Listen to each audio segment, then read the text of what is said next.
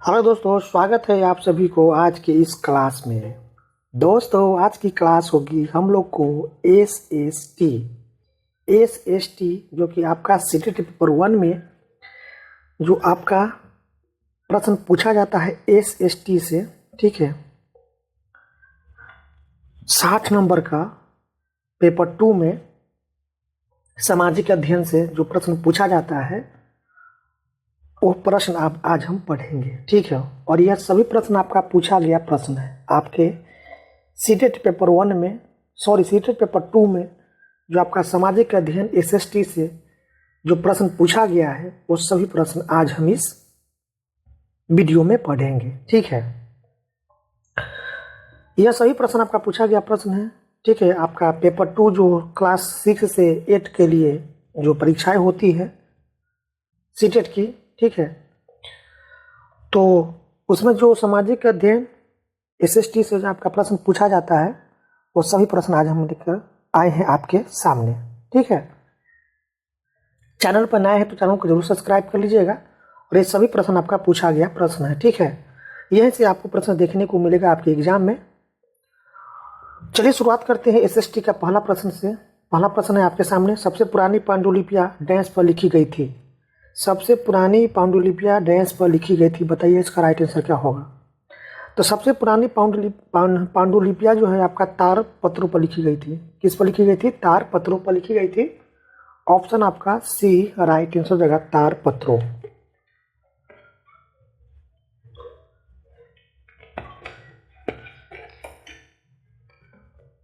अगला प्रश्न है आपके सामने, दूसरा प्रश्न है, मेगास्थनीज किसका राजदूत था? तो मेगास्थनीज सेल्यूकस का राजदूत था, ठीक है। किसका राजदूत था? आपका सेल्यूकस का राजदूत था मेगास्थनीज। ऑप्शन आपका डी राइट आंसर हो जाएगा, सेल्यूकस, ठीक है। मेगास्थनीज किसका राजदूत था? सेल्यूकस का राजदूत था। ऑप्शन आपका डी राइट आंसर हो जाएगा, सेल्यूकस। चलते हैं अगले प्रश्न की तरफ। अगला प्रश्न आपके सामने, प्रश्न के सबसे पहले पत्थरों पर शिलालेख किस भाषा में थे? सबसे पहले पत्थरों पर शिलालेख किस भाषा में थे? यह प्रश्न आपसे पूछा जा रहा है। इसका राइट आंसर क्या होगा बताइए। तो सबसे पहले पत्थरों पर शिलालेख प्राकृत भाषा में थे। किस भाषा में थे? प्राकृत भाषा में थे, ठीक है। तो ऑप्शन आपका ए राइट आंसर होगा, प्राकृत भाषा, ठीक है। सबसे पहले पत्थरों पर शिलालेख किस भाषा में लिखे गए थे? तो प्राकृत भाषा में लिखा गया था। ऑप्शन आपका ए राइट आंसर हो जाएगा, प्राकृत भाषा।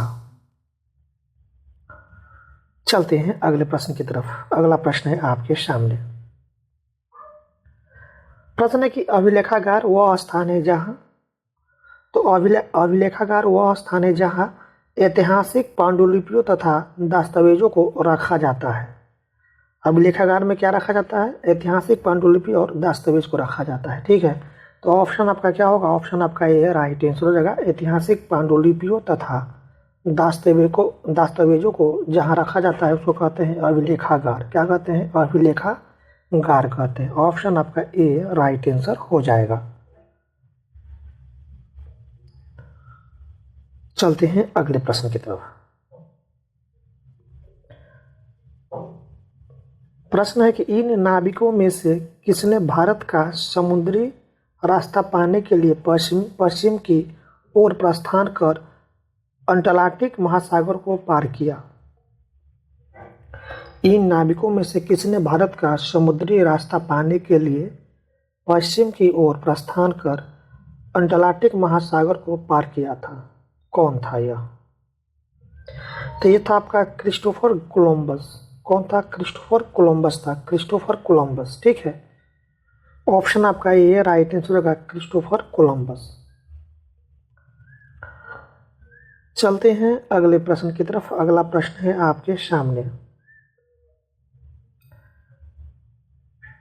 प्रश्न की पांडुलिपियां और अभिलेखों पर निम्नलिखित दो कथनों ए और बी पर विचार कीजिए, ठीक है। कथन ए है, पांडुलिपियां प्रायः तारपत्रों अथवा भोज नामक वृक्ष की छाल से विशेष तरीके से तैयार भोजपत्र पर लिखी जाती थी। दूसरा कथन है बी, अभिलेख पत्थर अथवा धातु जैसी अपेक्षाकृत कठोर सतहों पर उत्कीर्ण किए जाते थे। और दोनों कथनों में कौन सा कथन सही है?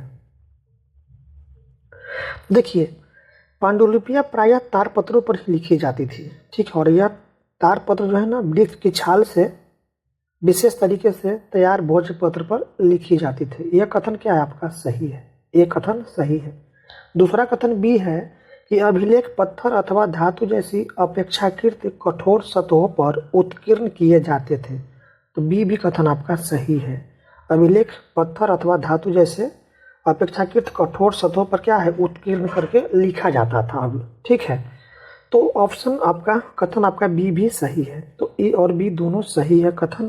तो जो कि किस ऑप्शन में दिया हुआ है? ऑप्शन आपका ए में दिया हुआ, तो ए आपका ऑप्शन सही होगा। चलते हैं अगले प्रश्न की तरफ। प्रश्न की, भारत लोगों का एक समूह था जिसका उल्लेख ऋग्वेद में मिलता है, वे डैश में रहते थे। देखिए, भारत लोगों का एक समूह था जिसका उल्लेख किस वेद में मिलता था? तो ऋग्वेद में मिलता था। वे डैश में रहते थे, तो वे वाचिक परंपराओं का प्रयोग करके रहते थे। वाचिक परंपराओं का प्रयोग करके रहते थे। ऑप्शन आपका डी राइट आंसर हो जाएगा, वाचिक परंपराओं का प्रयोग करके। चलते हैं अगले प्रश्न की तरफ।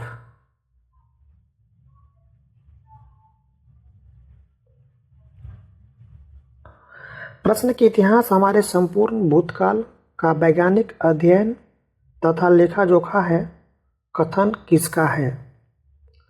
इतिहास हमारे संपूर्ण भूतकाल का वैज्ञानिक अध्ययन तथा लेखा जोखा है, यह कथन किसका है? तो यह कथन आपका प्रो घाटे का है। यह कथन किसका है? प्रो घाटे का है। ऑप्शन आपका सी राइट आंसर हो जाएगा, प्रो घाटे। अगला प्रश्न है आपके सामने। प्रश्न है कि भारतीय पुरातात्विक सर्वेक्षण के प्रथम सर्वेयर जनरल थे। तो भारतीय पुरातात्विक सर्वेक्षण के प्रथम सर्वेयर जनरल थे अलेक्जेंडर कनिंघम। कौन थे? अलेक्जेंडर कनिंघम थे। ऑप्शन आपका डी राइट आंसर हो जाएगा, अलेक्जेंडर कनिंघम। अगला प्रश्न है आपके सामने। प्रश्न है कि शाहनामा किसके द्वारा लिखी गई? तो शाहनामा जो है ना, फिरदौसी, ठीक है, किसके द्वारा लिखा गया था? फिरदौसी द्वारा लिखी गई थी। ऑप्शन आपका बी राइट आंसर हो जाएगा, फिरदौसी। अगला प्रश्न है आपके सामने। प्रश्न के, इतिहास कब प्रारंभ हुआ? इतिहास कब प्रारंभ हुआ? तो जब लिखित स्रोत उपलब्ध होने लगे। जब लिखित स्रोत उपलब्ध होने लगे तब क्या हुआ? इतिहास का क्या हुआ? क्या हुआ था? प्रारंभ हुआ था। तो ऑप्शन आपका सी राइट आंसर हो जाएगा, जब लिखित स्रोत उपलब्ध होने लगे। चलते हैं अगले प्रश्न की तरफ। प्रश्न है आपके सामने दिया हुआ। भारतीय इतिहास को प्राचीन, मध्य और आधुनिक कालों में विभाजित करने में समस्याएं भी है। निम्नलिखित में से वह समस्या कौन सी है? बताइए इसका राइट आंसर। तो यह संकल्पना पश्चिम से ली गई है, जहां आधुनिक काल विज्ञान, तर्कन, लोकतंत्र, स्वतंत्रता और समानता से संबंधित है। ऑप्शन आपका सी राइट आंसर हो जाएगा। चलते हैं अगले प्रश्न की तरफ। प्रश्न नंबर 13 है। आदिवासी लोग, जिसको हम जनजातीय कहते हैं, अपना पिछला लिखित रिकॉर्ड नहीं रखते हैं। वर्तमान में इतिहासकार आदिवासी इतिहास कैसे लिखते हैं? तो प्रशंसित में शासक या राजा की उपलब्धियों का वर्णन किया जाता है। ऑप्शन आपका डी राइट आंसर हो जाएगा।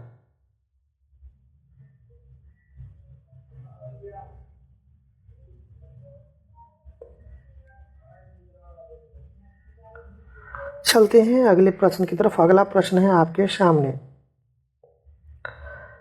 प्रश्न है, ऐतिहासिक काल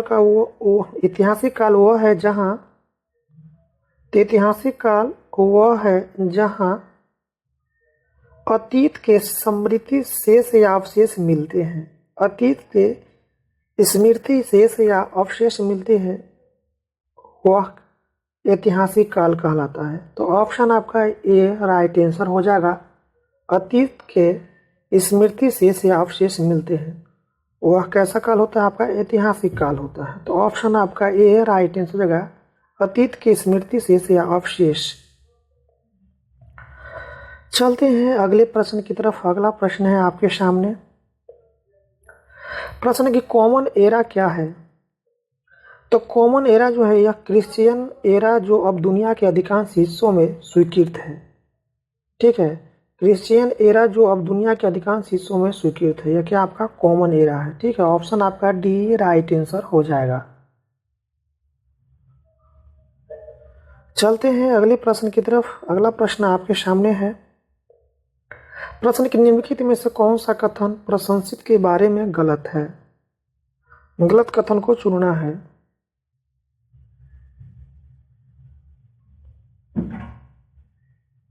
तो प्रशंसित में शासक या राजा की उपलब्धियों का वर्णन किया जाता था। ऑप्शन आपका डी राइट आंसर हो जाएगा।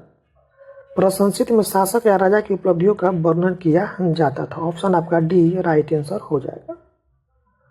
चलते हैं अगले प्रश्न की तरफ। अगला प्रश्न है आपके सामने। प्रश्न है कि निम्नलिखित में से कौन सा कथन प्राचीन हस्तलिपि के संदर्भ में सही नहीं है? निम्नलिखित में से कौन सा कथन प्राचीन हस्तलिपि के संदर्भ में सही नहीं है? तो वे जिस काल को प्रदर्शित करती है उस काल का मुख्य स्रोत है। वे जिस काल को प्रदर्शित करती है उस काल का मुख्य स्रोत है। यह प्राचीन हस्तलिपि के संदर्भ में सही नहीं है। ऑप्शन आपका बी राइट आंसर हो जाएगा। चलते हैं अगले प्रश्न की तरफ। प्रश्न नंबर 18 है कि निम्न में से किस भारतीय साहित्य धरोहर का अर्थ गुरु के पास जाकर समीप बैठना है? तो यह आपका उपनिषद। क्या है? आपका उपनिषद है। ऑप्शन आपका सी राइट आंसर हो जाएगा, उपनिषद।